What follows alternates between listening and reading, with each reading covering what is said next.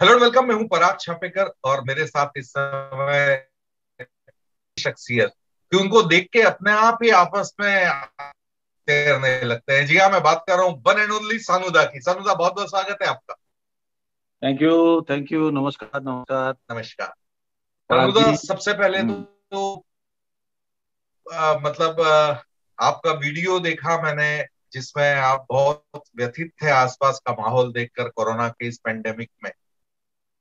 क्या आपको लगा कि ये वीडियो बनाना चाहिए? देखिए, हम हमेशा कोशिश करते हैं कि हमारे जो फैंस हैं और जो हमारे जो चाहने वाले लोग हैं वो सब स्वस्थ रहे और मस्त रहे। तो इसलिए मैं हमेशा कोशिश करता हूँ कि उनको जो मेरे से होता है वो मैं करने का कोशिश करता हूँ, उनको सलाह देता हूँ कि भाई तुम ऐसा करो तो इट्स गुड फॉर एवरीबडी। तो ये मन में बार बार आता है कि भाई सब लोग स्वस्थ रहे। तो ये मन में आता है बोल के ही मैं करता हूँ वीडियो। एंड उसको लोग, कुछ लोग फॉलो करते हैं, कुछ लोग नहीं करते हैं। मैं मैं तो चाहता हूँ कि सब लोग फॉलो करें, क्योंकि ये जो पेंडेमिक टाइम है इस टाइम पे हमारे जीवन से बड़ा कुछ भी नहीं है। हमारे जीवन से बड़ा कुछ भी नहीं है। सो इस जीवन को अगर बचाने के लिए हमें थोड़ा बहुत अगर मशक्कत करना पड़े तो हम क्यों ना करें। हम क्यों ना मास्क लगाएं। कोई कोई कोई बोलता है कि मास्क लगाने से क्या होगा। अरे मास्क लगाने से क्या होगा नहीं, मास्क लगाने से बहुत कुछ होगा। आपको मालूम नहीं है कि जिस समय एक इंसान कोरोना में अटैक होता है जिसको, उसको मालूम नहीं है कि वो जिंदा रहेगा या सुधर जाएगा परलोक।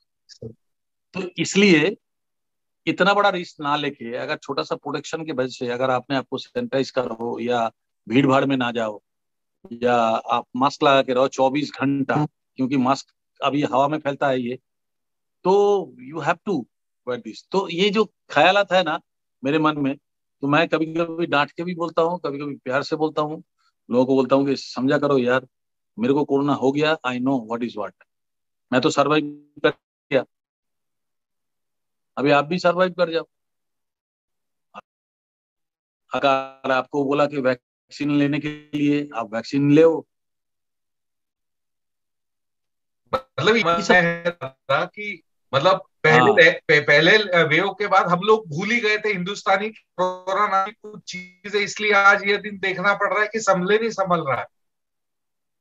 नहीं, यही तो बात है ना कि ऐसा माहौल हो गया अभी कि आपको, आपके शत्रु आपका इर्द गिर्द घूम रहे हैं, आपको पता नहीं है कब आपको पकड़ ले, कब आपको जकड़ ले। तो इस माहौल में जितना हो सके हम प्रोटेक्टिव रहे। ये हमारा जो नेचर है कि हम चाहते हैं कि हम प्रोटेक्टिव रहे और दूसरे को भी प्रोटेक्टिव रहने का सलाह दे। है ना। तो शुरू से ही लेके आप देखा होगा कि मैं बोलता रहा कि भाई अ, नींबू का पानी पियो, गर्म पानी पियो। हाँ, थोड़ा सा वेपर ले। वेपर लेना चाहिए। एंड गरम गरम पानी पियो, खाना खाओ, गरम खाना खाओ।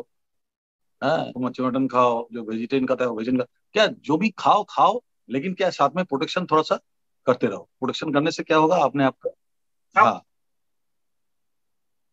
मतलब सरकारें कब तक, केंद्र सरकार राज्य सरकार सब चिल्ला चिल्ला के कह रही कि भीड़ भाड़ मत करो, मास्क लगाओ, दूर रहो, घर में रहो। ये सरकार की बात नहीं है। सरकार कुछ नहीं कर सकते जब तक हम खुद ना अपना अपना अपना सुधार करें।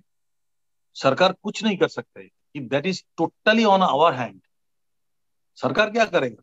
सरकार बोला आपको मास्क लगाने के लिए, आपने मास्क लगाया नहीं, आप ऐसे ही घूम रहे हैं। जैसे आपको कोरोना हो गया तो आप तुरंत बोलेंगे सरकार ऑक्सीजन नहीं है। अरे भाई, ऑक्सीजन की नौबत आ क्यों रहा। पहले उस चीज पे ध्यान दो ना।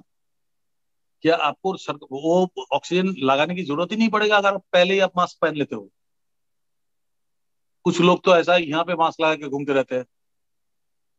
कुछ लोग जेब में रखते मास्क लगा के घूमते, रखते रख के घूमते। उनको ऐसा लगता है कि शायद मास्क देख के ही कोरोना भाग जाएगा। नहीं, वो कहीं भी टांग मास्क के पुलिस रखो। के लिए लगा रख के घूमते लगा।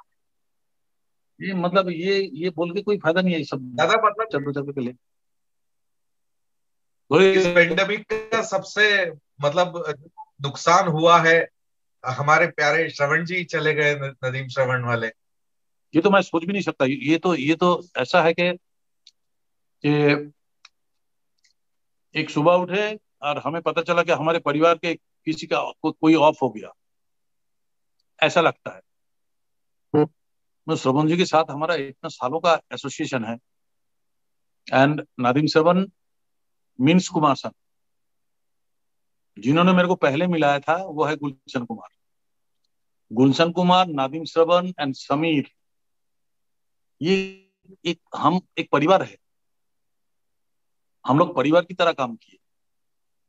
ऐसा नहीं कि भाई हम आ, एक सिंगर और म्यूजिशियंस का रिलेशन हमारा नहीं रहा। हमारा एक परिवार की तरह था। हम लोग हंसते खेलते थे। हम लोग हंसते रहते थे, हम लोग गाना रिकॉर्ड करते थे।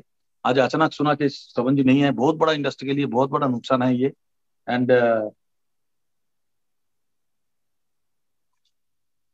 ये बहुत बड़ा नुकसान है। एंड नुकसान भरपाई नहीं होगा।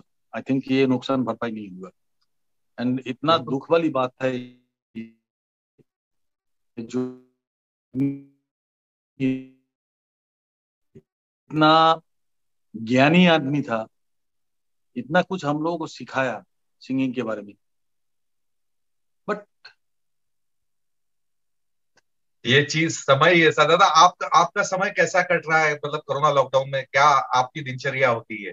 देखिए, हम आपको पहले भी बताया था कि हम बहुत पॉजिटिव आदमी हूँ। हम इस चीज को पॉजिटिवली लेता हूँ। हम एक्सरसाइज करते हैं। हम थोड़ा बहुत डाइट कंट्रोल कर लेते हैं। थोड़ा बहुत 24 घंटा मास्क के अंदर रहते हैं। बाहर ज्यादा घूमते नहीं है, सबसे बड़ी बात है। और ज्यादा भीड़ भाड़ में तो जाती ही नहीं है। ये है मेनली। तो ये सब चीज मेंटेन करता हूँ बस। अभी तक ठीक हूँ, फर्स्ट क्लास हूँ। एक बार हल्का सा कोरोना हो गया था मेरा, लेकिन उसको मैंने इतना टाइट शेड्यूल के अंदर रखा कि मेरा वो मैंने उसको उसमें सर्वाइव कर गया। एंड उसके बाद से मेरा जो रूटीन बन गया, डेली रूटीन बन गया, उससे पहले से ही था इसलिए मैं सर्वाइव किया। डेली रूटीन रूटीन जो बन गया वो बहुत टाइट है, एकदम टाइट रूटीन है। जिसके वजह से आई थिंक कि अभी सबको ये टाइट होना ही पड़ेगा, कोई चारा नहीं है। क्योंकि हमें कोई सरकार आके नहीं बचाएगा, कोई स्टेट गवर्नमेंट, कोई सेंट्रल गवर्नमेंट, कोई नहीं आके बचाएगा। हाँ, कोई हॉस्पिटल वाला नहीं आके बचाएगा। हमको खुद को अपने आप को बचाना पड़ेगा। उसके लिए हमें मशक्कत करना पड़ेगा। ये बात जब तक लोग समझ जाए, जल्दी जल्दी समझ जाए, उतना ही लोगों के लिए अच्छा है, आई थिंक। बिल्कुल सही बात। और एक मतलब गायक होने के नाते एक वो दमसाज का रियाज तो वैसे ही है अंदर आपके। नहीं, वो तो करती है, वो तो थोड़ा बहुत तो दम का रियाज तो करना ही पड़ता है। सांस का तो हमारा सांस का ही काम है। और सांस की आपने देखा ही होगा, पहला ही गाना मेरा सांसों की जरूरत है जैसे। तो वो था कि अभी वो माहौल नहीं है। अभी आज मेरे को गाने का कोई माहौल ऐसा है नहीं। क्योंकि श्रवण जी के जाने के बाद मेरा मन में एकदम बहुत ही अशांत है। बातचीत हम लोग कर रहे हैं, बहुत अच्छा लग रहा है आपसे बात करके पराग जी। बहुत दिन बाद हम लोगों ने मिल के बात कर रहे हैं, बहुत अच्छा लग रहा है। तो दादा मतलब ये एक ऐसा दौर भी है, मुझे लगता है कि इसके पहले प्री कोरोना की अगर मैं बात करूं तो हर इंसान बड़ा इंडिविजुअलिस्टिक हो रहा था कि मेरी ग्रोथ हो जाए, मेरा सब अच्छा हो जाए, बाकी सब भाड़ में जाए।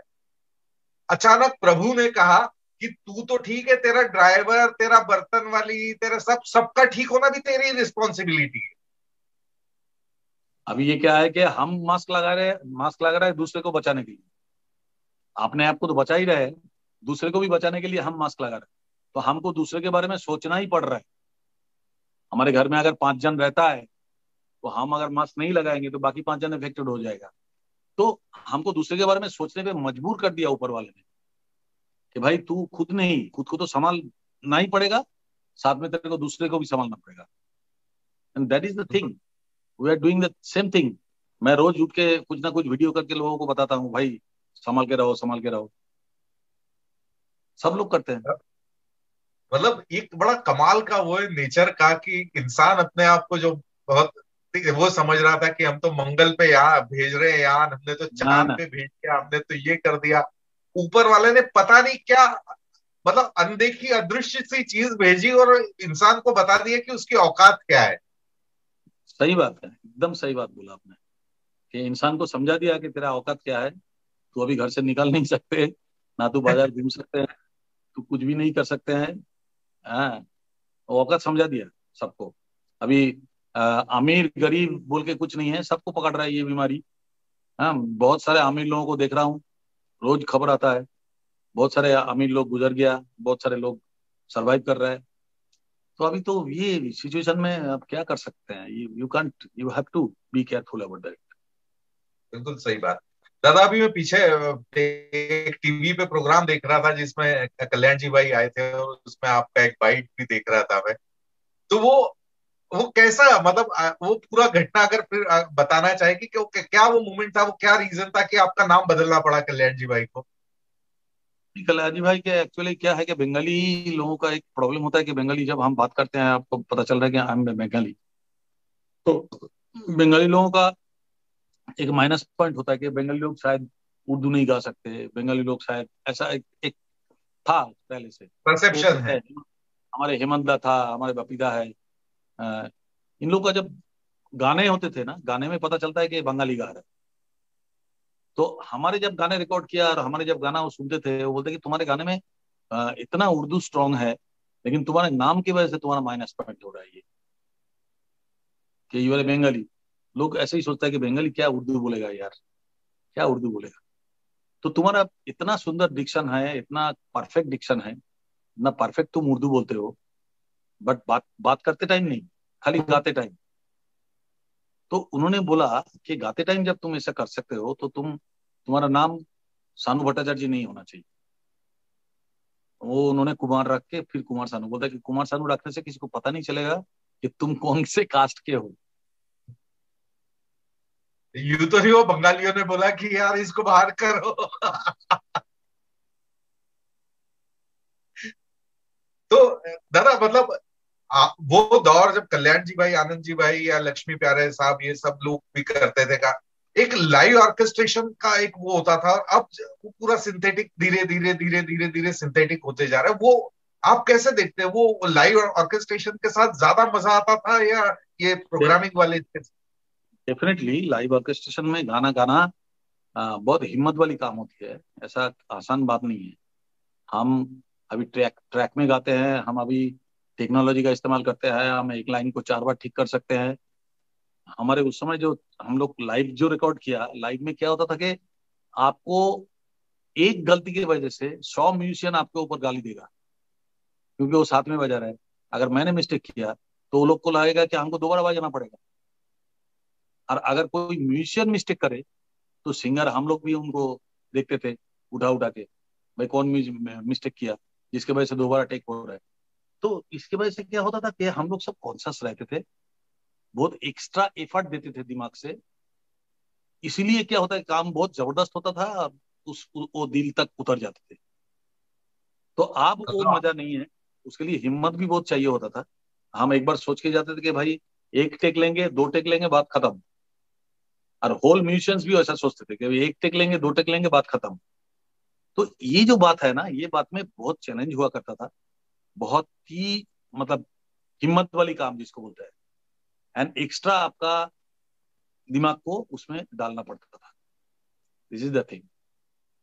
आपके तो हर गाने वैसे दिलों तक पहुंचे हुए हैं, मतलब सानूदा की आवाज सुनी तो वैसे ही आदमी मस्त हो जाता है ना? तो हाँ, ऐसी क्या चीज है धागा लगाने जो के लिए। एक कंपोजर कंपोज करके देता है, जिसने भी कंपोज किया, उसमें एक सानू इफेक्ट अलग से आता है, वो मैजिक कैसे क्रिएट होता है? नहीं, देखिए मैजिक की बात नहीं है। मैं एक म्यूजिक डायरेक्टर का हमेशा एक सिंगर के ऊपर एक फेथ होता है। म्यूजिक डायरेक्टर का, हर म्यूजिक डायरेक्टर के सिंगर के ऊपर एक फेथ होता है। अगर आप फेथ कमा लिया तो यू आर ए सिंगर, और अगर फेथ कमा नहीं पाया तो you are not a singer. तो उस समय ऐसे ही होता था। तो हमने क्या, हाँ, हमने फेथ कमाया, हमने उनको विश्वास पे लाया कि भाई हाँ, आप मेरे ऊपर विश्वास कर सकते हो इस गाने को लेके। तो ये जो चीज है ना, ये अपने आप को ही करना पड़ता है। एंड देन म्यूजिक डायरेक्टर जब 4 बार गाना हो जाने के बाद, 4 गाना मार्केट में निकल जाता है, जब देखते हैं कि ना इसको लोग पसंद कर रहा है, स्टाइल ऑफ सिंगिंग सब, तब म्यूजिक डायरेक्टर का विश्वास होता है हमारे ऊपर कि भाई इस हम जो गाना बना रहे हैं इसका जस्टिफाई करेगा ये आदमी। तो ये जो सब चीजें है ना, छोटे छोटे चीजें, ये सब हम लोगों ने उस समय क्रिएट किया, जिसके बदौलत दादा, आज भी आप हमें याद करते हो। अरे आप तो अमर हो दादा। नहीं। मतलब हाँ, कोई मेरा भी बच्चा भी आपके गाने गाता कोरोना है, 13 साल का। कोरोना काल में कोई भी अमर नहीं है। मेरा बच्चा 13 साल का है, वो भी आपके गाने गाता है, तो मतलब आप जनरेशन सोचो ना आप। सो नहीं नहीं, आप तो थैंक यू। दादा, मतलब एक थैंक बात बताइए, मतलब आज की तारीख में सिंगल्स का बड़ा चलन चल रहा है कि सिंगल्स, सारे सिंगर्स अलग अलग। आप इस पे काम कर रहे हैं कुछ? बहुत ही काम हो रहा है। अभी मेरा जतिन के साथ 2 गाना मैंने करके आया, अमेरिका में शूट भी करके आया। And बहुत ही मेलोडियस गाना है, एक्स्ट्राऑर्डिनरी मेलोडियस गाना है जतिन पंडित के साथ। एंड बहुत सारा गाने अभी मेरे पाइपलाइन में है, जो एक एक करके रिलीज होगा, और हो भी रहा है, एवरी मंथ रिलीज हो रहा है। आपको आपको अभी पता चला, वो जाना जाना करके एक गाना आया था अभी जी जी यूट्यूब जी, में। बड़ा एंड सुंदर गाना। फैंटास्टिक, हाँ फैंटास्टिक रिजल्ट है उसका। एंड अभी नया नया बहुत कुछ आ रहा है, बहुत कुछ आते जाएंगे। सिंगल्स का एक दौर चल रहा है। अगर सिंगल्स में हमको तो एस्टेब्लिश होने के लिए सिंगल्स नहीं गाना है, हमको हमारे फैंस को गाना देना है।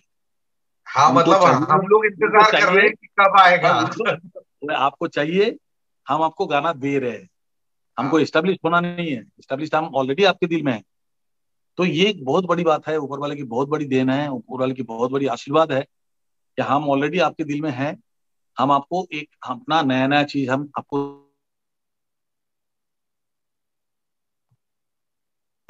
तो ये बात है। बिल्कुल सही बात है दादा। मतलब आपके फैंस बड़े ईगरली इंतजार करते रहते कि अब सानूदा कुछ करेंगे, अब सानूदा का वही गाना आएगा। वही तो वही अब वही ये आपने बहुत अच्छी खबर दी है कि आप लगातार अब सिंगल्स गाएंगे। लगातार तो लगातार ये लगातार मेरा आते ड्रीम रहेगा, है। लगातार आते तो रहेगा। सानूदा, मतलब आपसे बात करना, मतलब ये तो मेरे लिए समय मैं पूरा निकाल सकता हूँ, मैं शाम तक बैठ सकते हैं आपसे चर्चा करते हुए। लेकिन समय का अभाव है, आपके भी दूसरे इंटरव्यूज भी हैं। लेकिन चलते चलते मैं चाहूंगा एक म्यूजिकल ट्रिब्यूट हम जरूर श्रवण जी को दें। नहीं, श्रवण जी का वो गाना मेरे को बहुत अभी तो ऐसा कुछ म्यूजिकल ट्रिब्यूट देने की अभी कोई मूड नहीं है मेरा, क्योंकि ये समय उनके खुशी के गाने का नहीं है। वही मैं आपको बताया था, उनका एक गाना मेरे को बहुत पसंद है। तो गाना था, जिंदगी की तलाश में हम मौत के कितने पास आ गए, जब ये सोचा तो घबरा गए, हाँ आ गए, हम कहाँ आ गए। यही कहना चाहूंगा। चलिए दादा, तुम्हें बालो थे खो, और जल्दी मुलाकात